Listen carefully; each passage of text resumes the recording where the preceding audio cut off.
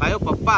હા બેટા, આપણા દોઈએ વહીને મારા બડા ભાઈને ભણાયો, અતરો બડો આદમી ભણાયો ને આજ હું નોકરી કરી રહ્યો ને આપણે દોઈ બાપ બેટો અહીં ખેતે જ પીસઈ રહ્યા ને કયો કાલથી અમે દોઈ ભાઈ બાજુ વાંગા તો आधी आधी जमीन बंटेगा तो काय भैया तो आधी जमीन वणिकन जागा और आधी जमीन मारकन आवेगा ने मारा भेरे फिर थमे भी आओगा तो अतरो खर्चो આપણે દોઈ વહીને કસ્તર જેલાંગા એ ને વणिकन तो वणी की सैलरी जो आई रही है वो तो आवेजगा ने जमीन का पैसा भी आवेगा ने આપણે દોઈ पे हुक्का 25 में रही जावांगा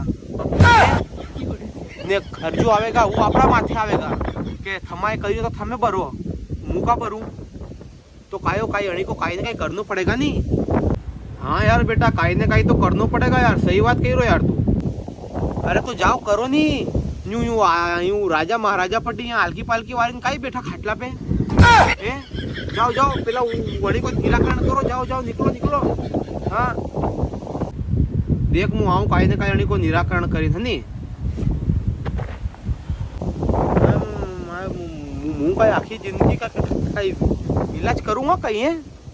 हाँ यार काई तो सोचना पड़ेगा जीवन में। हाँ